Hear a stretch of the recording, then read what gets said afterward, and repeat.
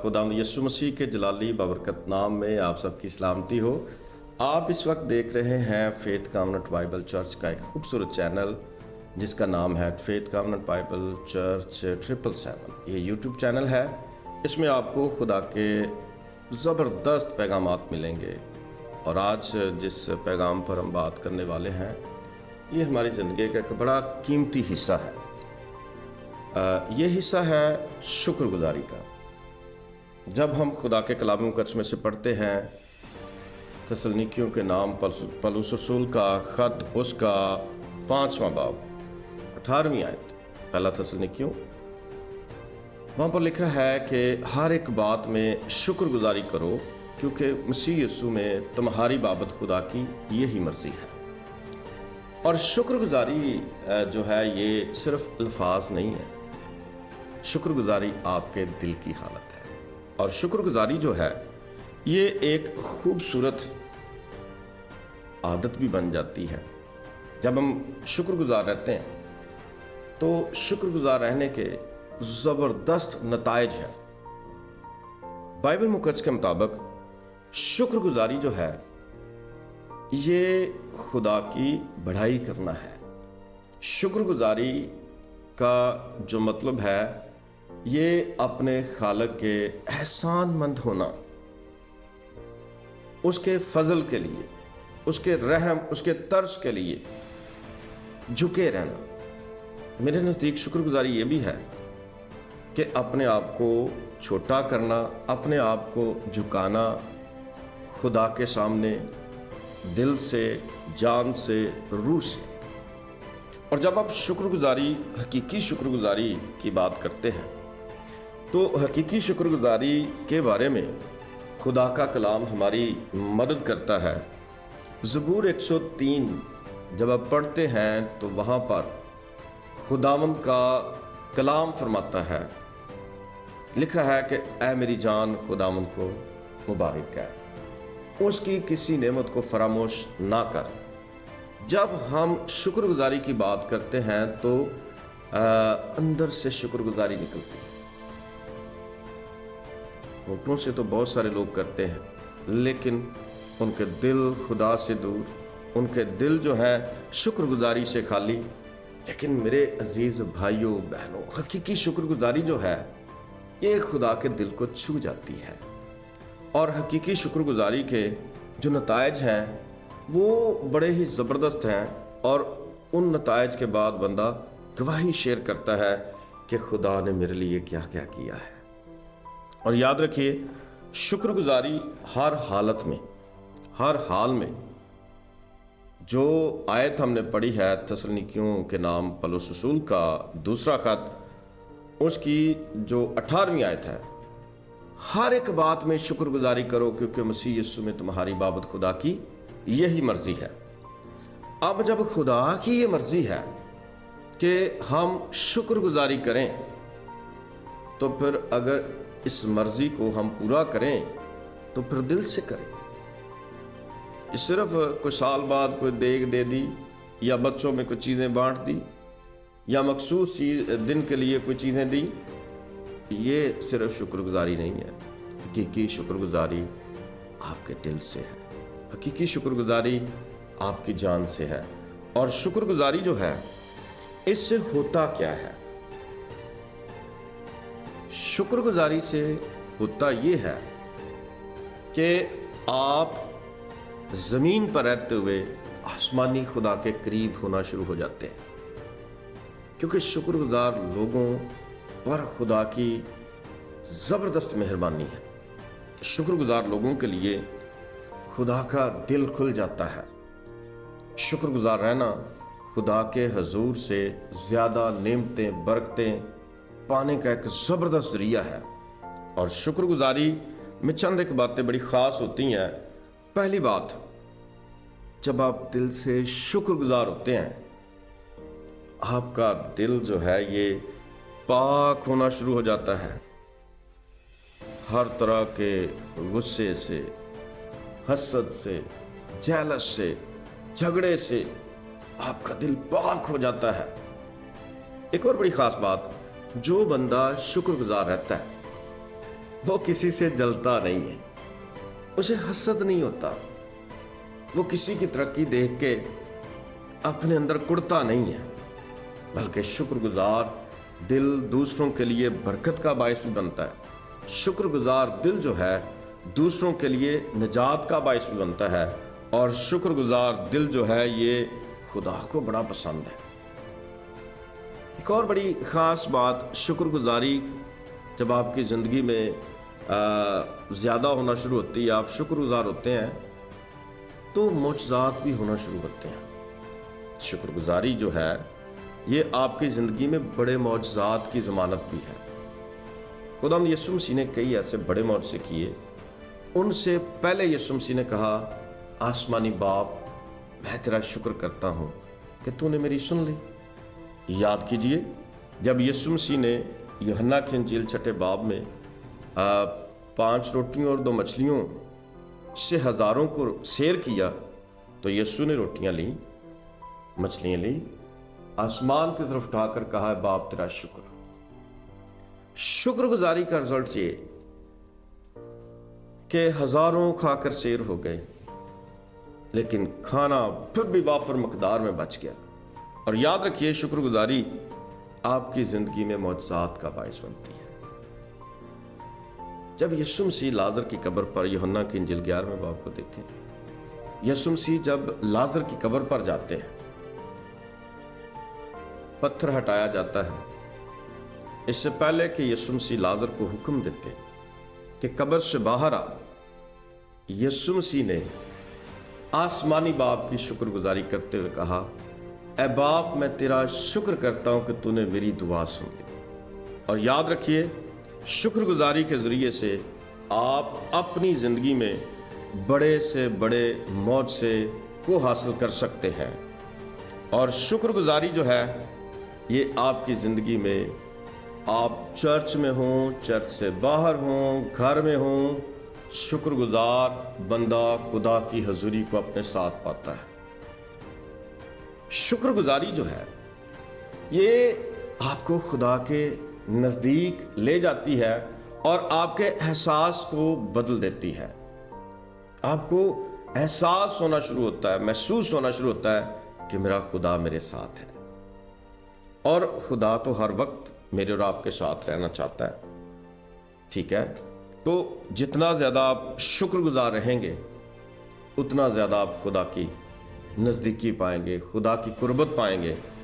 اور زبور 100 جب پڑھتے ہیں، مطلب 100 زبور اس کی 4 آیت میں، شکر گزاری کرنے والا شخص جب عبادت کے لیے گھر سے نکلتا ہے تو وہ خدا کی حمد کرتے ہوئے آتا ہے، خدا کے پھاٹکوں میں، خدا کے گھر میں وہ شکر گزاری کے ساتھ داخل ہوتا ہے۔ اور جب ہم شکر گزاری کے بارے میں دیکھتے ہیں تو پہلی بات، شکر گزاری کیسے کرنی چاہیے؟ کیا شکر گزاری مختلف طرح کے کھانے بنا کر؟ کیا شکر گزاری مختلف طرح کی چیزیں بانٹ کر؟ نہیں۔ شکر گزاری میں جو سب سے پہلی چیز ہے وہ ہے آپ کا دل۔ دل سے شکر گزاری جو ہے یہ خدا کو پسند ہے۔ اس کے بارے میں کلام مقدس میں لکھا ہے کہ یہ امت منہ سے تو میری تمجید کرتی ہے لیکن ان کا دل مجھ سے دور ہے۔ اگر آپ کا دل خدا سے دور ہے اور شکر گزاریاں آپ لاکھوں میں کریں تو کوئی فائدہ نہیں۔ شکر گزاری کے لیے جو پہلی چیز میرے نزدیک ضروری ہے وہ آپ کا دل ہے، اور یہ دل سچائی سے بھرا ہوا، اور یہ دل خدا کے خوف سے بھرا ہوا، اور یہ دل خدا کے ساتھ تعلق میں شادمانی سے بھرا ہوا۔ شکر گزار دل خدا کو پسند ہے، لیکن جو خاص چیز خدا ہمارے دلوں میں تلاش کرتا ہے وہ ہے حقیقی شکر گزاری۔ دل سے شکر گزار رہنا، کیونکہ خدا ہماری حالت سے واقف ہے۔ خدا جانتا ہے ہمارے خیالوں کو، تصورات کو، سوچوں کو، ہمارے جو احساس بنتے ہیں خدا ان کو بھی دیکھتا ہے، ان کو بھی جانتا ہے۔ تو اس لیے دل سے جب آپ شکر گزار رہتے ہیں تو پھر آپ کا دل دیگر جو چیزیں کمزور کرتی ہیں ان سے پاک ہو جاتا ہے، اور پاک دل خدا کو پسند ہے۔ اور متی کی انجیل 5واں باب 8ویں آیت کے مطابق پاک دل والے لوگ ہی خدا کو دیکھیں گے۔ مبارک ہیں وہ جو پاک دل ہیں، کیونکہ وہ خدا کو دیکھیں گے۔ تو اس لیے دل شکر گزاری سے بھرا خدا کو دیکھنے کا موقع دیتا ہے۔ اس لیے میری آپ سے گزارش ہے، جب کبھی آپ شکر گزاری کرتے ہیں، کبھی نہیں کرنی چاہیے، بلکہ ہر وقت شکر گزاری کرنی چاہیے، ہر پل شکر گزاری کرنی چاہیے۔ جب آپ شکر گزاری کرتے ہیں تو آپ دنیاوی چیزوں کے ذریعے سے اگر نہ بھی ہو تو کوئی بات نہیں، لیکن آپ کا دل خدا کے حضور عاجز ہونا چاہیے، شکر گزار ہونا چاہیے۔ جب آپ کا دل سچائی سے بھرا ہوتا ہے، شکر گزاری سے بھرا ہوتا ہے، تو پھر چھوٹی چھوٹی جو چیزیں ہیں ان کے لیے بھی آپ کا دل شکر گزاری سے بھرے گا۔ کبھی اپنے آپ پر غور کر کے دیکھیے، اپنے بنائے جانے پر غور کر کے دیکھیے، آپ خدا کی بہترین کاریگری ہے۔ اپنے بدن پر غور کریں، اپنے بنائے جانے پر غور کریں۔ اگر یہ آنکھیں نہ ہوتی تو کیا کچھ دیکھ سکتے تھے؟ اگر یہ کان نہ ہوتے تو کیا کچھ سن سکتے تھے؟ اگر یہ زبان نہ ہوتی تو کیا کچھ بول سکتے تھے؟ نہیں۔ ان ساری چیزوں کے لیے ذرا غور سے دیکھ کر شکر گزاری کیجیے، شکر گزاری خوبصورت ہو جائے گی۔ اور پھر اس کے ساتھ ہی مشکل وقت میں، مشکل حالات میں جب آپ شکر گزار رہتے ہیں تو شاید آپ کو نہیں پتا کہ خدا آپ کے لیے کیا منصوبہ بنا رہا ہے۔ شکر گزار رہنے سے بڑی بڑی برکتوں کے دروازے کھلتے ہیں۔ بائبل مقدس کی ایک کتاب ہے، ایوب کی کتاب۔ اس میں جب ہم دیکھتے ہیں کہ ایوب اہل مشرق میں سب سے زیادہ امیر شخص، نوکر چاکر اس کے پاس، 7 بیٹے اور 3 بیٹیاں، اور اس کا گھر نعمتوں برکتوں سے بھرا ہوا، کھیتوں میں فصلیں اور طویلوں میں مویشی کثرت سے۔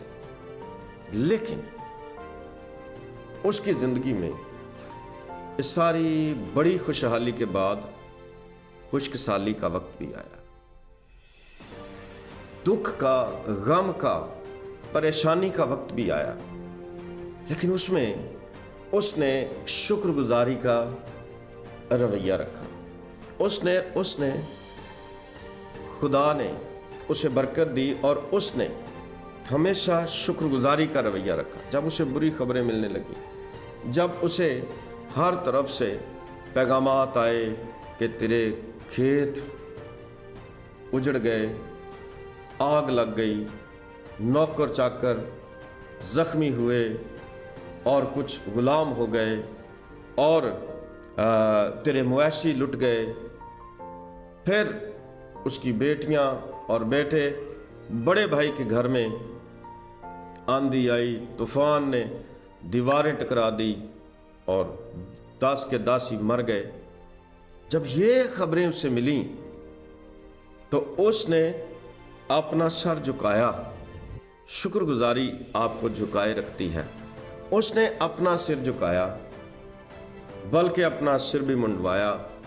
کلام میں لکھا ہے راکھ پر بیٹھ گیا، اور راکھ پر بیٹھ کر سجدہ کرتے ہوئے کہتا ہے خداوند نے دیا، خداوند نے لے لیا، خداوند کا نام مبارک ہے۔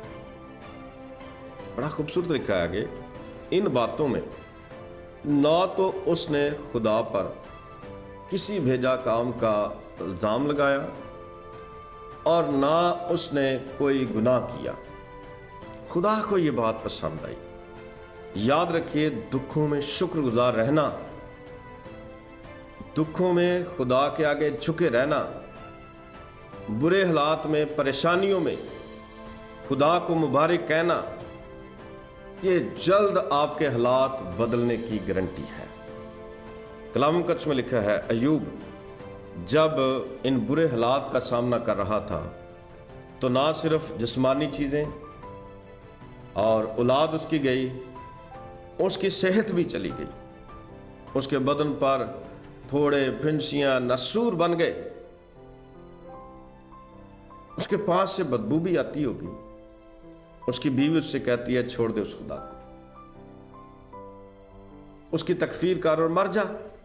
لیکن کلام مقدس میں لکھا ہے ایوب کہتا ہے کہ جس خدا کے ہاتھ سے ہم نے سکھ پایا، تھوڑا نہیں بہت سکھ پایا، اگر آج دکھ ہے تو کیا ہوا؟ خدا کو یہ بھی بات پسند آئی میرے عزیزو۔ پھر جیسے ہی آپ اس کتاب میں آگے بڑھتے ہیں، ایوب کی روحانی حالت اور زیادہ واضح ہوتی ہے۔ کہتا میں خدا کے بارے میں جانتا ہوں، وہ میرا مخلصی دینے والا ہے، زندہ ہے، آخر ایک دن کھڑا ہوگا۔ اور یاد رکھیے جب اس کتاب کا آخر ہوتا ہے تو اس میں ایوب کی زندگی کی جو پہلی برکت تھی اس سے ڈبل برکت نظر آتی ہے۔ اس کی جو صحت خراب تھی اب اس کی صحت پہلے سے زیادہ نظر آتی ہے۔ خدا نے جو دنیا کی چیزیں اس کے ہاتھ سے گئی تھی اس نے ان کو نقصان ہی نہیں سمجھا، اس نے ان چیزوں کے جانے سے خدا کی شکر گزاری کی اور خدا نے وہ ساری چیزیں ڈبل اس کو واپس دیں۔ اور خدا کے کلام مقدس میں لکھا ہے کہ ہر ایک بات میں کیا کرو؟ شکر گزاری کرو، کیونکہ مسیح یسوع میں تمہاری بابت خدا کی یہی مرضی ہے۔